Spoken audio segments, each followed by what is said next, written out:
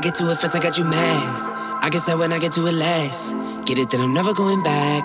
Get it that I'm never going back. I get to it first, I got you mad. I get sad when I get to it last. Get it that I'm never going back. Get it that I'm never going back. Going up, going up, going up, going up, going up, going up. Get it that I'm never going up, going up, going up, going up, going up, going up, going up. Get it that I'm never going. I get to it off the runway. Different incomes, not one way. Living life on a one way. I knew this would happen someday. You can ask my day one day. Cloudy days turn to sun rays. Only way to way up way. Know my way, know my feng shui. I get to it first, I got you mad. I get sad when I get to it last. Get it that I'm never going back.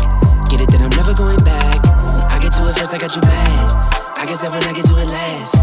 Get it that I'm never going back. Get it that I'm never going back. Going up, going up, going up, going up, going up, going up. Get it that I'm never going up, going up, going up, going up, going up, going up, going up. Get it that I'm never going. Different summer, different car keys. I'm the life of the party. Might buy a bike like a Harley. Totally do so gnarly. God got me, can't harm me. I got armor and an army. Battle scars, battle smartly. Just forever like a Sharpie. I get to it first, I got you mad. I get sad when I get to it last. Get it that I'm never going back. Get it that I'm never going back. I get to it first, I got you mad. I get sad when I get to it last. Get it that I'm never going back. Get it that I'm never going back. Going up, going up, going up, going up, going up, going up. Get it that I'm never going up, going up, going up, going up, going up, going up, going up. Get it that I'm never going. Get it that I'm never going. Get it that I'm never going. Get it that I'm never going. Never going.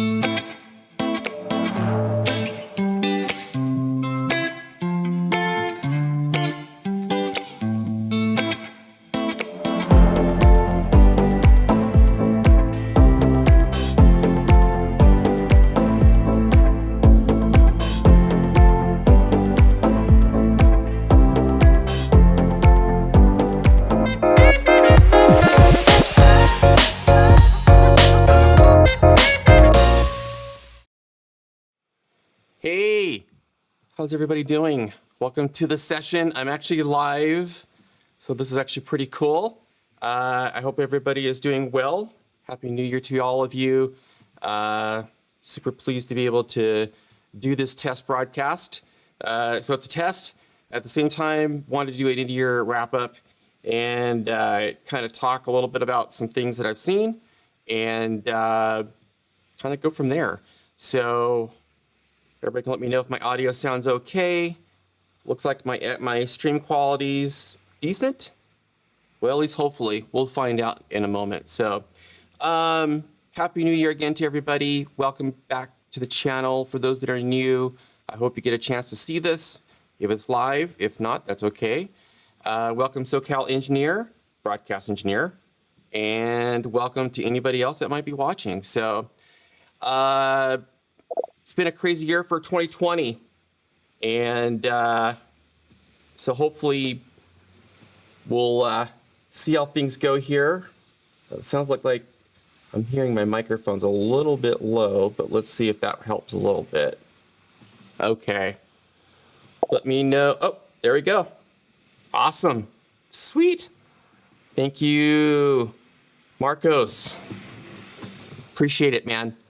So why don't I just jump into this presentation? I'm going to kind of do a wrap up, talk about some year-end numbers, what happened with the video online industry as a whole. So this is going to be kind of a combination of, a conglomerate of information from different providers that have given me the permission to share some of the information in their reports. And when this file gets edited, I will put links to some of the information online. So happy to share that with everybody. So let's see how this goes here. So we're going to add this, and we'll add myself in here in just a moment. Welcome to the joys of being online. Let's go ahead and add myself in here. Oh, there we go. I am there. And we're going to make myself a little circle. So the beauty of Ecamm that I'm using the software for streaming is that you can customize your overlays. So if I want, I can make this a round circle, and we'll do that. And we'll go from there. And yes, it is kind of a little bit of some slides and presentations, so I will try to keep this as minimal as possible and scale through some of this. So anytime anybody has any questions, please feel free to ask. And also a shout out for those of you, if you can share this channel, I'm trying to get the channel subscriber count up, and so that we can build the community. The goal of the channel, obviously, again, as I've stated in some of the recorded videos I've done, is talking about the ability to have a dialogue with those that are in the live streaming community, those that are experts and creators. At the end of the day, we're talking about connecting, streaming, and delivering, right? And everything about live streaming, some of the technology, and then also some of just dealing with those that are doing things in particular special, like SoCal Broadcast Engineer. He has a YouTube channel. Others who are on YouTube. So I think a lot of this is about dialoguing, and as we go into 2021, thinking about where we go next and some of the things we can think about. So I want to thank you to those who provided information for me to use today. Limelight Networks, I recently did a video with them, with Steve Miller-Jones out of the UK. And Steve is a super good guy. And so I worked with, thank you, Debbie, for the option to be able to make sure I could use some of their information for their State of 2020 report. And Steve actually talked a little bit about that in his presentation that we did on a previous recording, talking about ultra-low latency. Also, Hub Entertainment Research. You can't really see that, so let me move myself around here. I'm going to dial it back here just a little bit. I'll cover this up so you guys can see that. Hub Entertainment Research, I'm going to actually, hopefully in 2021, be doing a Chalk Talk session with Hub, somebody from that organization that did a report that talks about, and Hub actually works with the entertainment community, does reports, talks about information, and one of the things they presented in some recent broadcasts that was a content management summit that I was listening in on, they presented how the pandemic has impacted certain areas of online activity relating to television and those type of efforts for online video. So I actually have some information for them. And then obviously Simon Kemp, thank you, from DataReportal. Simon produces a report called Digital 2020. I've used this in some of the presentations. I've mentioned it. A lot of great info. Again, I'll have a link to their information. I also want to give a shout out and thank you to all of those that did presentations, activities, interviews with me this year. On the corporate side, there's several. I want to give a big thanks to all of those and those that have helped support, kind of helped me get this started. This has been a big effort, and certainly it's been one where I've kind of been trying to develop and pull this together. So I'm excited about that, and going into 2021 and already planning for some other Chalk Talk sessions. Thank you to all those, not only those companies you see on there, EasyLive.io, to Limelight Networks, High Vision, Ecamm, which are using the software here for the presentation or streaming, and also to those who participated across the board. I did over 15 plus presentations this year alone, and I've actually got more. I just completed another one coming up. So I've got lots of editing to do and lots that we're going to be putting online to hopefully provide some further insight. So again, your feedback, commentaries are super helpful and on that front. So the year 2020, what does it look like? Well, it started out one way and ended up kind of going into a lot of, well, what we didn't expect. The pandemic really presented a lot of new challenges. Certainly we pray for those that are impacted by the virus. We know that there's an increase in kind of this second wave of sorts. In the UK, they're in another lockdown. Certainly hold those up that are affected by COVID. This is certainly a real challenging time globally. So it's not just a, domestic issue. This is around the world. And in fact, I just did a session today with somebody out of London, and they're in what they call their tier 4, I believe, lockdown. And it's the third iteration of their lockdown, I believe. So, the pandemic presented, small businesses had to close. A lot of things that we did from a physical went virtual, and a lot of those elements of what we do from a day-to-day activity changed overnight in many ways, and continue to change in the area of a new norm of sorts, right? And so I think that is something that we constantly have to think about as we go forward into 2021 is those changes continue, right? They're not going away, other than the fact that we need to figure out what we can do and how we can approach certain aspects. So in today's discussion, it's really about where we go next in terms of those efforts. And obviously, as those changes happened, we went from being in an office to remote working, virtual events. I found this on Motion Array, and it made me laugh because I looked for virtual events, and this is what they came up with. The guy going down a hallway with VR glasses. So apparently we're still working on making it to the next level of what a virtual event really means. But apparently this guy he's in his element right now with the VR capabilities. So we went to virtual events, live streaming obviously went to video online.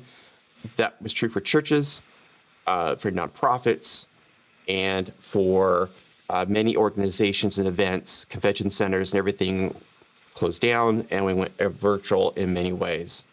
But from out of this, when we went to that effort, it's like going online was like being on a treadmill. We really felt like this. And for those that do live streaming, IT support, we really were in many ways just kind of going through the motions. I know I was, where we were doing broadcasts and we changed it, and then now you're doing those on a more, the whole schedule just changed for playback on video online from a distribution perspective for where I was at on a broadcast side.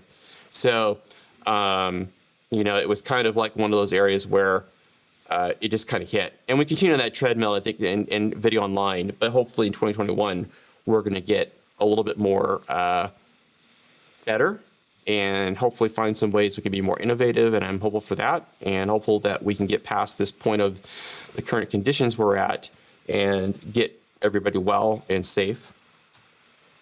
So the other thing that happened is Adam the Woo is moving to Florida. You ask, who is Adam the Woo? Adam the Woo is another YouTuber that I follow. So one of the impacts of the pandemic was Disneyland has been shut down 9-10 months now. I don't know if anybody wants to mention that. Maybe SoCal Engineer can let me know, Marcos. I think we're on 9 months, almost 10 months. It's getting there. And so, we, with the shutdown, a lot of YouTubers that were doing creative, kind of like taking you out to Disneyland and doing videos about the rides and all that stuff, their whole world changed too. This pandemic didn't just impact just the normal era. I mean, anything that people were doing shut down a lot of activities. So Adam the Woo is a YouTuber that covers Disneyland. He also covers Walt Disney World. Check out his videos if you just search on YouTube for Adam the Woo. So he's made the decision to move to Florida because he can't really cover Disneyland because they're closed. I've been to downtown Disney. You can only be down there so many times. Unfortunately, there's not a whole lot on that part. So,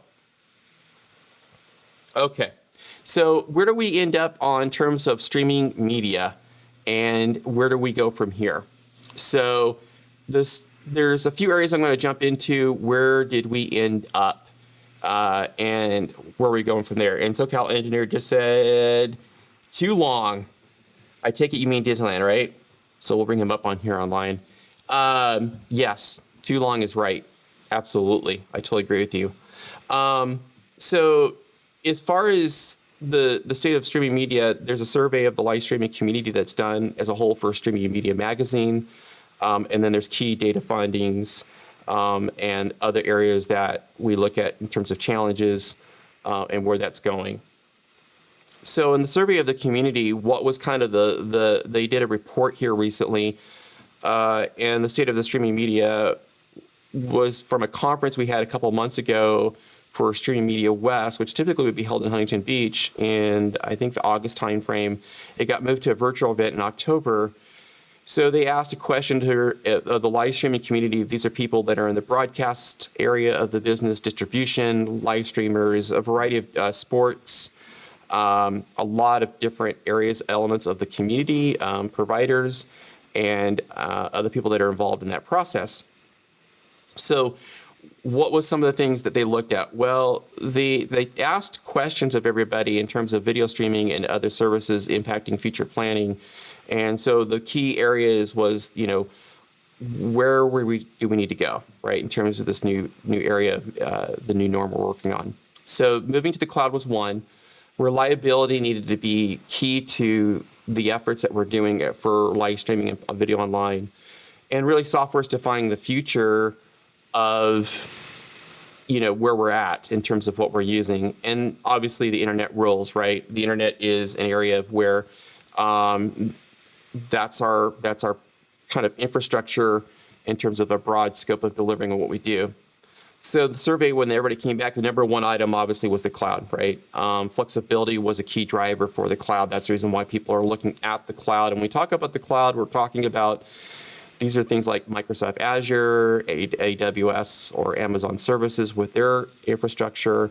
And then there is obviously other areas of the business that impact of what we do from a day-to-day basis. And for video online, this is key. For AWS, it's their media online services. EasyLive.io is another one that has a solution in the cloud for taking your production switcher and putting it online. So there's a lot of these cloud elements that are coming into play. And I think from just from a video delivery perspective, we're looking at how does the cloud play a part of that. Some of that's IT related in terms of the technology, and some of it's more involved in terms of the specific tools I may be using. Reliability is key for just the overall quality of service and experience. Software is really defining the future, as I mentioned, and has really kind of hastened the shift from a hardware-based approach to software or a hybrid model of where we can use both hardware and software together. Maybe it's what we call on-premise at your physical location, as well as in the cloud. And obviously the internet rules, right? The open internet remains the primary connectivity path for streaming efforts. That's a consistent area. And Limelight Networks, when we look at that, they did a report on the state of online video 2020. And what they looked at was really the shift away from the global, the shift is underway for global online video, and I'll have some other slides here in just a moment that talks about that. But streaming video is at an all-time high. Staying at home drove streaming subscriptions up, and when we talk about subscriptions or SVOD, you'll hear us use the terms subscription video on demands. These would be areas of the services like Netflix, Amazon Prime, but there's also subscription services like Disney Plus came out this year, and that's grown. And then you had HBO Max, you had Hulu developed some new types of services, and now Discovery Channel is now going to be launching a new streaming service called Discovery Plus. So you're going to start seeing a transition of sorts of where a lot of these services that were traditionally would have been on a cable network or some other type of platform are developing some type of subscription-based services. So as people are at home, they're looking at some of these services to utilize when they're there for families, individually, as well as other avenues. And nearly half of all global people globally, 40% of those added additional streaming services over the past 6 months. So we're seeing significant growth here, and I'll have another screen here that kind of highlights these key points. Video rebuffering is kind of the key element that maybe is one of the most frustrating aspects. And if anybody thinks about rebuffering, it's that constant turning in the wheel, right? You're watching a live stream and it's buffering. It's waiting for that next level of what we call content to be delivered online. And rebuffering is still kind of an issue. That can be problematic related to latency, the congestion of the network because of the amount of people that are online. This certainly happened early days of the pandemic where in Europe, and it translated over here in the United States, where a lot of the major content providers, or let's just say platform providers like YouTube, Facebook, other content delivery networks, cable providers like Cox, Spectrum, and others out there that provide internet services where the networks become heavily congested. So as we stream, we have those congestion issues, and that can be a combination maybe of who we're working with and delivering through, as well as the type of technology I'm using and my connection at a local level where I'm streaming, like today as an example with this effort. So that becomes an issue, and latency really does matter at the end of the day. So if we look at breaking it down, what does it look like? Well, 16% online, as I mentioned here, online video time increased. Per viewer time is actually 8 hours. I've seen one report 7 hours. Another report that Simon Kemp did in his DataReportal, it was 6.5 hours of online time. So there's a significant amount of time that people are spending online in watching some level of content when it comes to doing that. And as these other services come on there and you have watch parties, your viewership time goes up, more people are spending time. And really at the end of the day, a lot of these people are spending a time is on these devices, right? We're spending a lot of time on the mobile devices and on that front. And again, we mentioned that 44% responded back and said they're frustrated with rebuffering during an online experience. 44% subscribed to a new streaming service, and 40% of those out of that were really said, it's due to spending more time at home.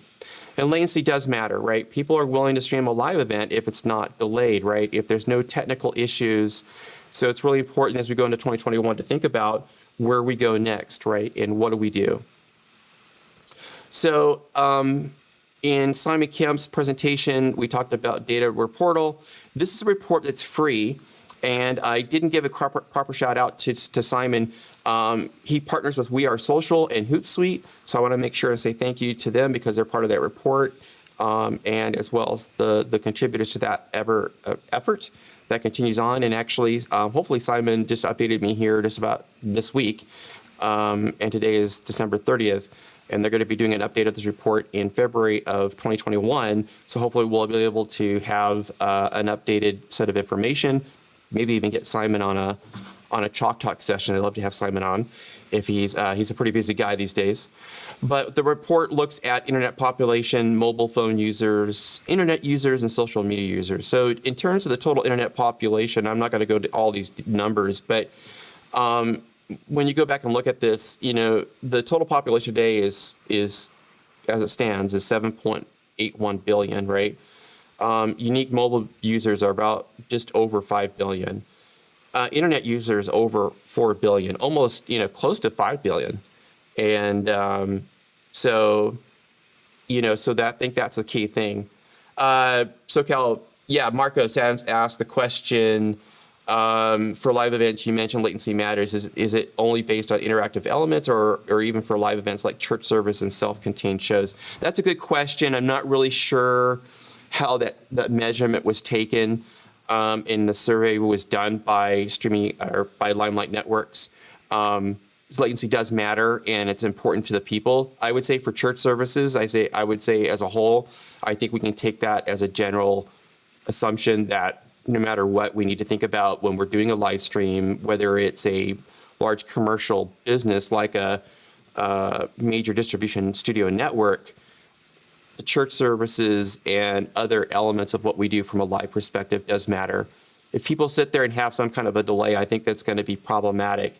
So that's a good point, a great, excellent question. I can ask Limelight Networks and see what they say. But I think overall the report is a snapshot of this continues. And I know from my experience with Harvest Christian Fellowship, and we were doing live broadcast before we went to, a kind of a playback type process with pre-recorded content. There were a lot of people that didn't like having the spinning wheel in the early days when I was doing live streaming. And that was one of the big decision factors, I would say, that we made we looked at the content delivery networks. We looked at our equipment. We looked at is our network set up? Do we have the right network? Is it isolated? When we're sending that live stream, are we making sure that the content delivery network that we're using is delivering as we need to? And I would probably say on the latency side, one of the areas that is probably challenging for content delivery networks, and not all, and why I say not all are equal, is because some of the content delivery networks focus on edge capabilities. This is where Limelight Networks, where Steve Miller-Jones talked about that, and where you see now as we're going more of these online events, low latency and ultra low latency becomes more important, right, for either fan engagement, for sports events, or other activities. This could be true for churches. So if you're trying to build a more seamless type effort, you need to really think about that's proper testing that's done to ensure that there's no network bottlenecks in the paths, and that the content delivery networks or CDNs that you're using, whether that's an Akamai or Limelight Networks or an AWS, or like a Restream as an example, or another type of provider in YouTube, we're making sure that there's no delay. So it's just, I think it's going to be a point of 2021, just testing further. Excellent question. So in DataReportal, we talked about the internet, as far as the mobile users. Hopefully, Marcos, answered your question. If it doesn't, let me know. I'm happy to follow up with them, or at least give you some input. So in terms of spending more time on devices, now this is from July 2020. There is a report that was done in October. There wasn't a lot of change in this, but the highlights on this report that Simon Kemp for DataReportal does is pay attention to two things. Is smartphone or mobile phone is active, right? We talked about that. That is really where a lot of people are spending spending their time online. And then smart TVs and media streaming devices, this is becoming more of the norm, right? The Rokus, the Fire apps, the Apple TVs. So as we think about distribution and where our audience sits in terms of live streaming, and this is true for churches, by the way, is that we need to think about how we're delivering the content and where our users are sitting. Most of the users today are on their mobile devices. That could be a phone, a tablet device, some laptops.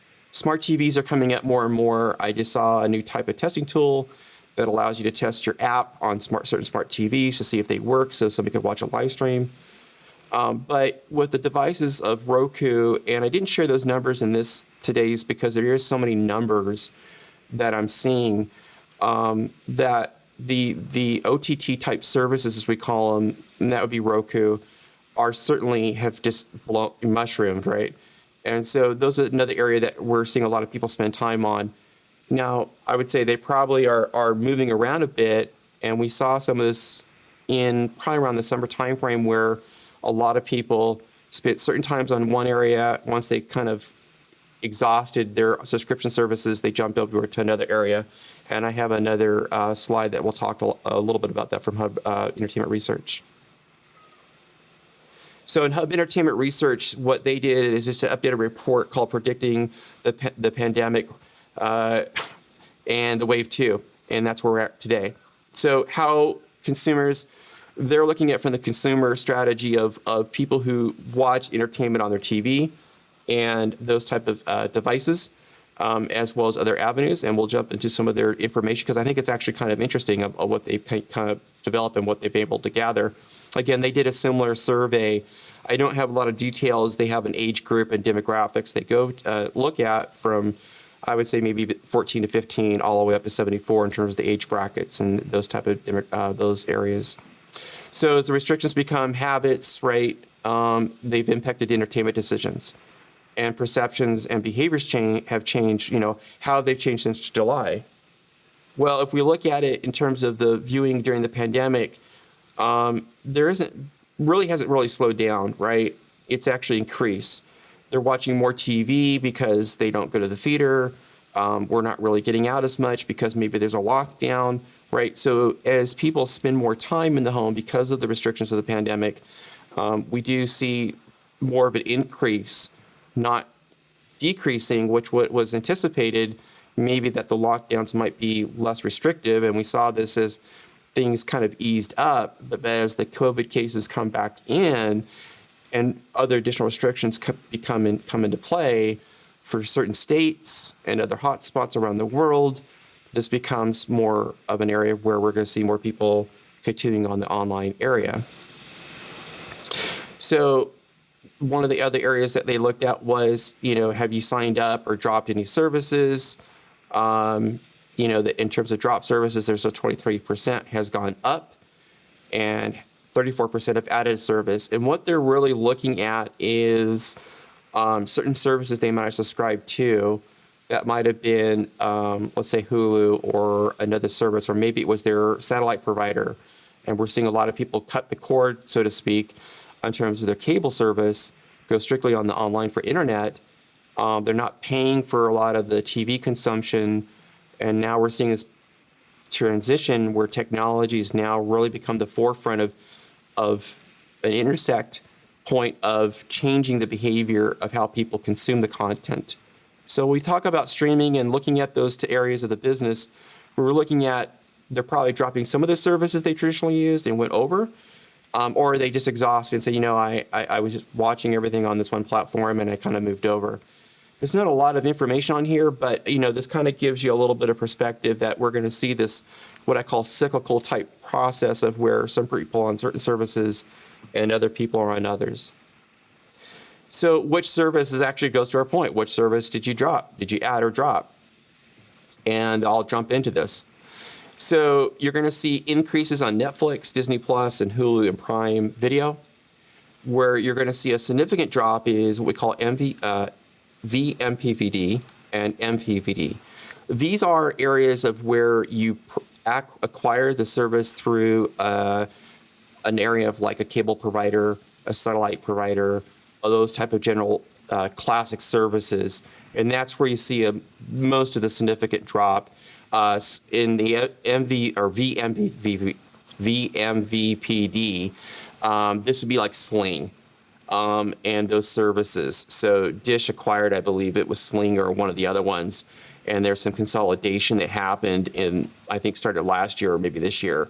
So as people started decreasing their canceling subscriptions to satellite TV, they started going to, looking at online, Dish and AT&T with, name escapes me for a moment, but it'll come back, with the other services, with DirecTV.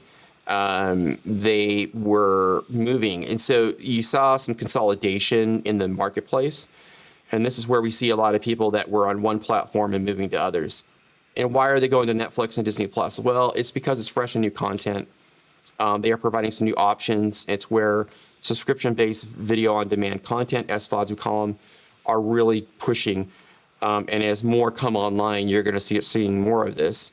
HBO Max is another area. Disney or Discovery Plus, I mentioned, they just made some announcements this year. So in 2021, I think we're going to see much more of this increasing as people look to consolidate. And some of it's a cost factor, where the money's at and what they're paying for. So what's next for 2020 or 2021? I look at it as the road ahead.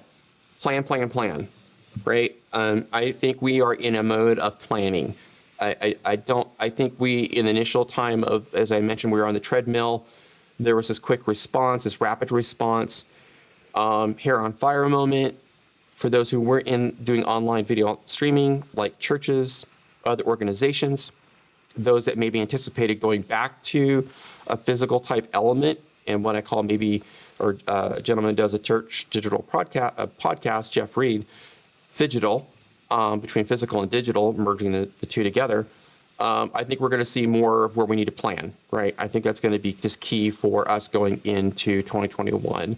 We have to be much more strategic and deliberate in what we're doing. So my quick thoughts when I think about 2021, I think of a few areas. And don't hold me to this because I think some things could change, right? I think we're dealing with a state of change that can move these variables around a bit. But if I were to look at from an innovation perspective, for video online, remote production is going to be key. There's no doubt about it in my mind. We call it REMI. Remote production is going to be necessary for us to be able to manage it. Marcos, who's online, works at a radio station. I am as a webcast producer in the distribution and production and delivering events. Now, if something happens in our environments that we support as our internal customers, our clients, those that we work with or for, and those externally, we have to think about how do we handle if we need to pivot and handle those production elements. So I think that's going to be an area of remote production, and we continue to see that happening where teams are remote. They're not in one location. The studios that we're typically having a broadcast area, you might have that element for a specific event like sports, other activities, where because you have multicam arrangements that are for the production. But at the end of the day, do we need to have everybody in one location? Not necessarily, because as the technology comes in, I think it's going to kind of change some behaviors. So we're going to be looking at new tools. The internet obviously is going to continue to be a bit of a challenge of defining how the network works efficiently. Marcos asked a good question about latency. Where do we go from there? How do we address the ultra low latency? How do we bring people in interviews and make those interviews more seamless and predictable in terms of managing the people I bring in remotely for a production, or some other type of game show element, or a church service, right? A large gala event, or gala event, those type of activities. So the network continues to be something we have to look at. 5G, as you see is advertised, but we know 5G is out a ways until those networks are well established and we are able to test 5G capabilities, and where the end user sits on the edge part of the edge networks. That's going to be a challenge, and I think we're going to have to look at that. So I don't know if there's really a direct answer, because I think people ask, what's going to happen? I don't know. I think that we have to kind of be always prepared for the unexpected. I think that's the mode we have to go into. And that's not to be alarming of any sorts, but I think it's just a reality of where we're at.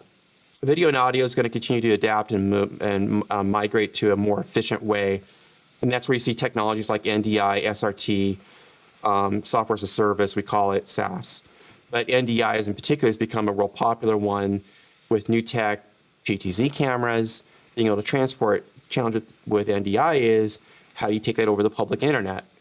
With SRT, in my video I did with them with High Vision, we talked about how SRT through a variety of different hardware devices, software, and other ways of managing that process, make those streams more reliable.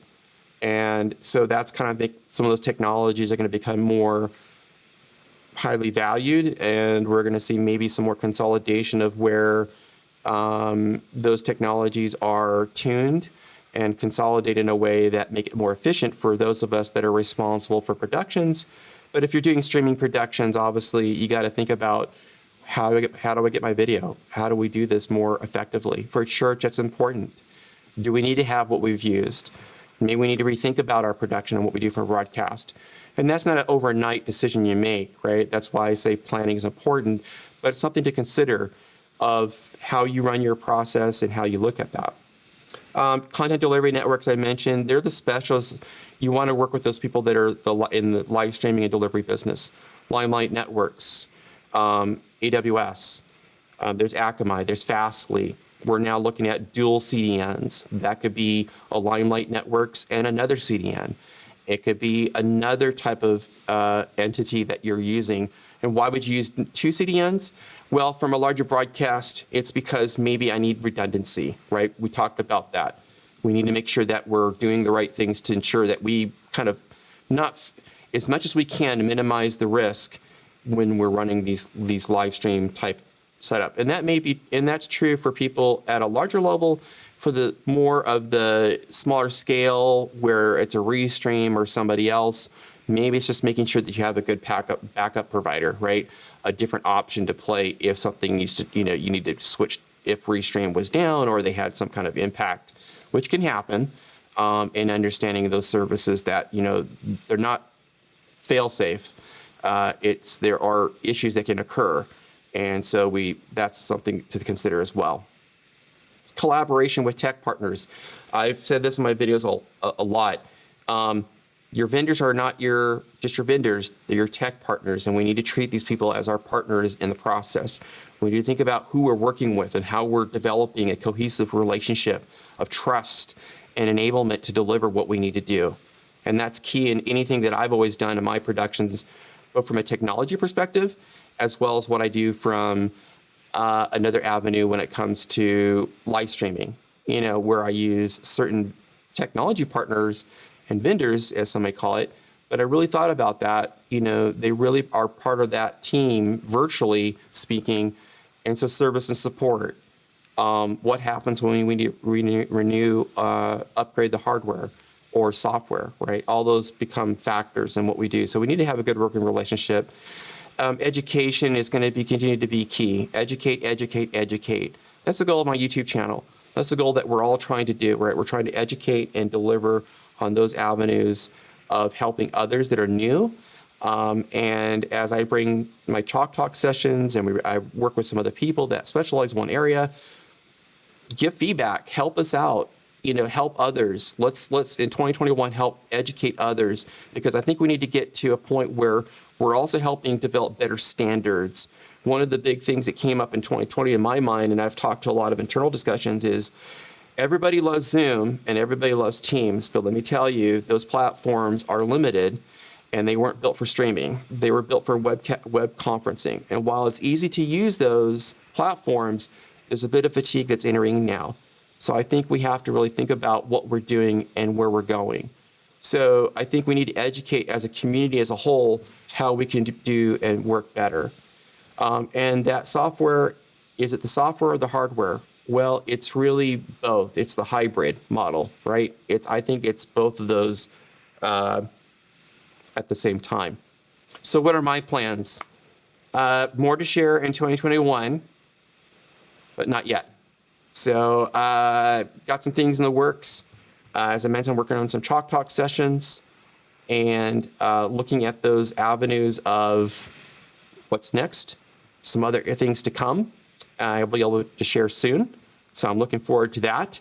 But at the same time, if you're in need of, let's say, you need a virtual event production support help. Maybe you need some extra assistance in terms of an activity. Maybe you're looking at collaborating, partner with some other folks in the community. Let me know. I'm happy to work with you. Either connect or I'm happy to help you. So Social 180 Group is an entity I started this year to really help support as a freelance webcast producer and other activities, and to develop a more cohesive way of supporting, taking my experience in terms of the broadcast distribution level, but also for events and productions and support. So it's really important that maybe we, if you have something coming out, let me know. I'm happy to do that in 2021. We can talk about something offline. And if you send mail to jp@social180group.com, you can reach out, let me know. And I know others in the industry available. So there's specialists that I have and boutiques. So whatever is necessary and whatever is needed and helpful for you, please know that I'm available and here to help. Okay, so that's it. That's my spiel and my story. I'm sticking to it for now, I think. So any questions, open it up here. If not, I want to wish everybody a safe and happy new year. I want to wish you a very best 2021. Let's stand together, support each other continually. Let's make sure we engage as well. I think it's important that we've gone this virtual route and we've done a lot of things over this past year, but there's a human element to this process that I really keep in mind. And that's something as Tyler Sainson and I talked about with Church Anywhere. Technology or relationships trump technology. It's not the other way around. So relationships trump technology, and that's true. We can use all these tools, and they're fantastic. And we can see the areas of innovation and see how things are going. But at the end of the day, we also have got to think about what we do and how we get there together. And I really think that's important. So, Marco says, Happy New Year. Happy New Year, man. and wish everybody safe. Talk to you in 2021. Stay tuned for more posts to happen on the YouTube channel. Please share, help people subscribe. If you can, make sure they know that we're online, we're doing some things. You got feedback, let me know how I can do it better, more effectively. I'm learning all the time, so I think that's part of the fun part about this whole process and with all of you and doing that. Stay safe, stay well. Talk to you soon.